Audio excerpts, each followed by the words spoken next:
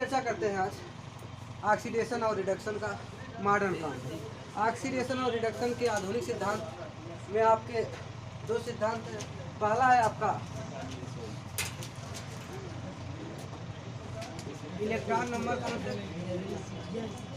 पहला आपका है इलेक्ट्रॉन नंबर कॉन्सेप्ट।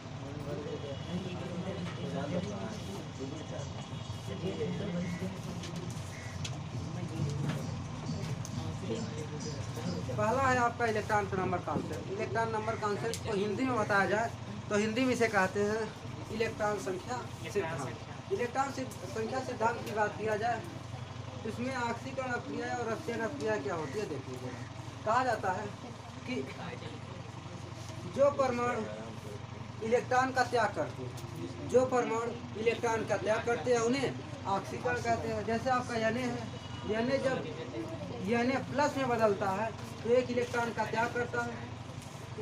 Na जब Na प्लस में बदलता है तो एक इलेक्ट्रॉन का त्याग करता है। तो एक इलेक्ट्रॉन का त्याग करता है तो इसे कहेंगे ऑक्सीकरण। जैसे K प्लस में बदल जाए तो एक इलेक्ट्रॉन का त्याग करेगा तो इसे कहेंगे ऑक्सीकरण। जैसे आपका Mg हो, Mg जब Mg से Mg प्लस में बदलेगा, Mg प्लस में, तो ये दो इलेक्ट्रॉन का त्याग करेगा। यानी Mg प्लस प्लस में बदल गया तो दो इलेक्ट्रॉन का त्याग करेगा। यानी जो परमाणु या तत्व इलेक्ट्रॉन का त्याग करते हैं उन्हें ऑक्सीकरण कहते हैं।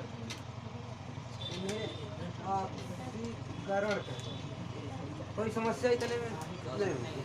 अगला है आपका, इसे कहते हैं ऑक्सीकरण। अपचयन अपक्रिया किसे कहती है समझिए। जो परमाणु या तत्व इलेक्ट्रॉन को ग्रहण करते हैं, जो परमाणु या तत्व इलेक्ट्रॉन को ग्रहण करते हैं उन्हें अपचयन कहते हैं। जैसे क्लोरीन आपका है, क्लोरीन है, एक इलेक्ट्रॉन ग्रहण करेगा तो ये Cl माइनस। Br है, Br एक इलेक्ट्रॉन ग्रहण करेगा, Br माइनस में बदल जाएगा। जैसे आपका Na प्लस है, Na प्लस अगर एक इलेक्ट्रॉन ग्रहण कर ले तो Na में बदल जाएगा। यानी जो परमाणु या तत्व या आयन इलेक्ट्रॉन को ग्रहण करते हैं वह अपचयन कहलाता है। इसे आप सामूहिक भाषा में कहोगे अपचयन। ऑक्सीकरण और अपचयन का इलेक्ट्रॉनिक सिद्धांत, इलेक्ट्रॉन नंबर सिद्धांत आपका समाप्त हो गया। यानी इलेक्ट्रॉन नंबर सिद्धांत में यही बताया गया है कि जो परमाणु या तत्व इलेक्ट्रॉन का त्याग करेंगे उन्हें ऑक्सीकरण करेंगे। यहाँ पर Na एक इलेक्ट्रॉन त्यागा, Na प्लस में बदल गया। Mg दो इलेक्ट्रॉन त्यागा है, 2 प्लस में बदल गया। यानी जो परमाणु या तत्व या आयन इलेक्ट्रॉन त्यागेंगे उन्हें ऑक्सीकरण, जो इलेक्ट्रॉन ग्रहण करेंगे उन्हें अपचयन। अगला है आपका इलेक्ट्रॉनिक सिद्धांत के बाद दूसरा सिद्धांत आपका है ऑक्सीडेशन नंबर का ऑक्सीकरण संख्या सिद्धांत। ऑक्सीडेशन नंबर का ऑक्सीकरण संख्या सिद्धांत। ऑक्सीकरण संख्या सिद्धांत में आपको बताया गया है कि ऑक्सीकरण संख्या सिद्धांत में ऑक्सीकरण अपक्रियाएं वे अपक्रियाएं होती हैं जिनमें ऑक्सीकरण संख्या में वृद्धि होता है उन्हें ऑक्सीकरण अपक्रिया कहते हैं।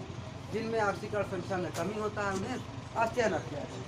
कहने का हमारा उद्देश्य केवल इतना है कि जिन परमाणु या तत्व या यौगिक में ऑक्सीकरण संख्या में वृद्धि होगा उन्हें ऑक्सीकरण, और जिनमें ऑक्सीकरण संख्या में कमी होगी उन्हें अपचयन कहते हैं। अब ऑक्सीकरण संख्या सिद्धांत में ऑक्सीकरण अपचयन समझने के लिए ऑक्सीकरण संख्या समझना होगा कि आप ऑक्सीकरण संख्या समीकरण में लिखोगे तो इसके लिए ऑक्सीकरण समझना पड़ेगा। तो आइए देखते हैं ऑक्सीकरण क्या होता है। ऑक्सीडेशन,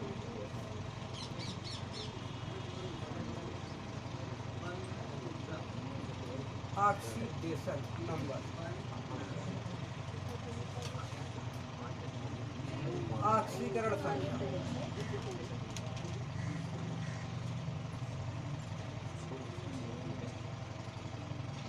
ऑक्सीडेशन नंबर, ऑक्सीकरण संख्या। अगर ऑक्सीडेशन नंबर को परिभाषित किया जाए तो किसी यौगिक में उपस्थित किसी तत्व के एक परमाणु पर उपस्थित आवेश संख्या, कोई भी यौगिक होगा उसमें किसी भी तत्व की एक परमाणु पर उपस्थित आवेश संख्या को ऑक्सीकरण संख्या कहते हैं। ऑक्सीकरण संख्या निकालने के लिए निम्नलिखित बातों को आपको ध्यान में रखना होगा।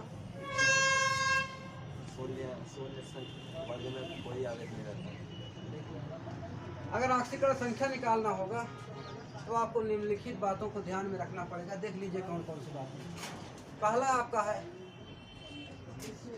हाइड्रोजन की ऑक्सीकरण संख्या। हाइड्रोजन की ऑक्सीकरण संख्या, ऑक्सीकरण संख्या +1 होती है।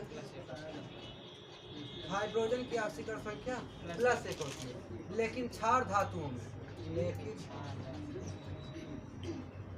क्षार धातुओं में -1। देखिए क्षार धातु जैसे Li, H, H, इसमें इनकी हाइड्रोजन की ऑक्सीकरण संख्या -1। अगर कहा जाए हाइड्रोजन की ऑक्सीकरण संख्या इसमें -1, यानी इसमें -1 होगी। इसके अलावा कहीं भी हाइड्रोजन रहेगा उसमें हाइड्रोजन की ऑक्सीकरण संख्या +1 होगी। अगर क्षार धातुओं की बात किया जाए, ये आपका हाइड्रोजन का था।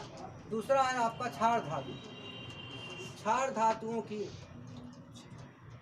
ऑक्सीकरण संख्या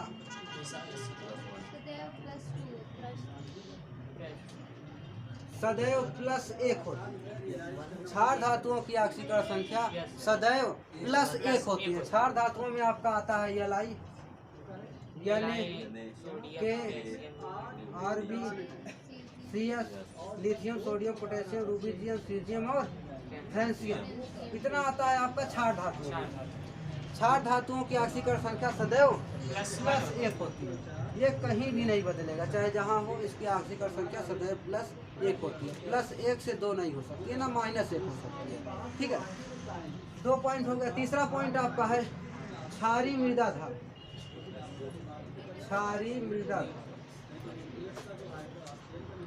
क्षारीय मृदा धातुओं की ऑक्सीकरण संख्या की बात किया जाए तो क्षारीय मृदा धातुओं की ऑक्सीकरण संख्या सदैव +2 होती है।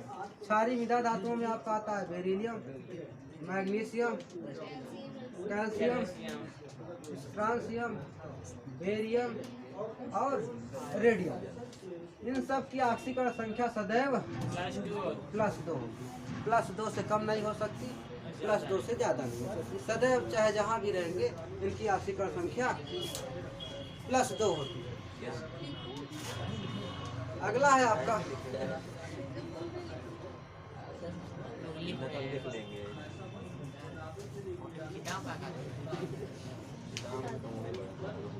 देख लीजिएगा, बात मत करिए।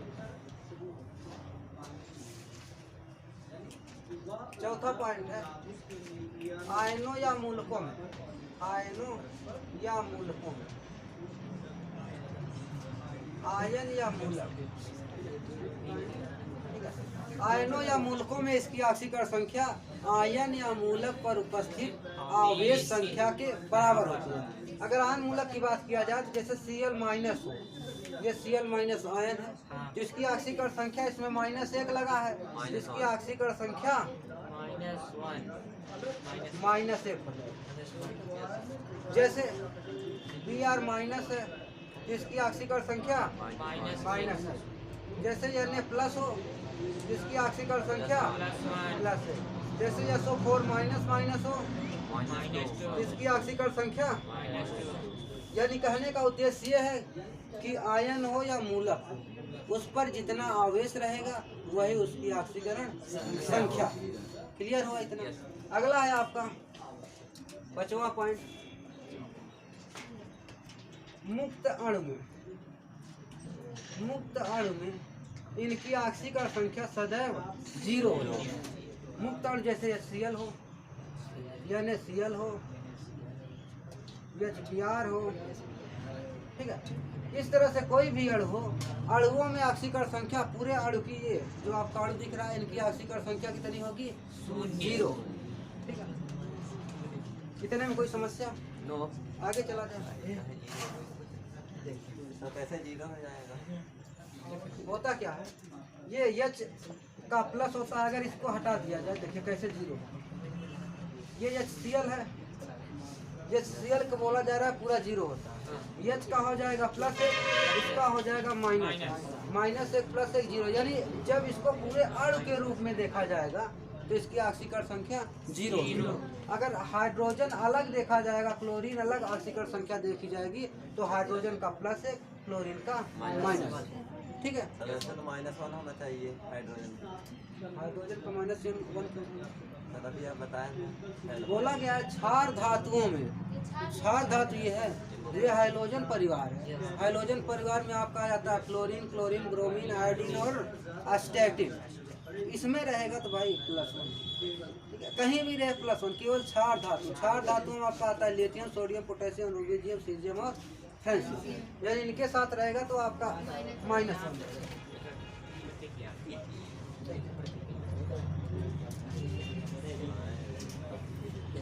अगला है आपका अणुओं की ऑक्सीकरण संख्या।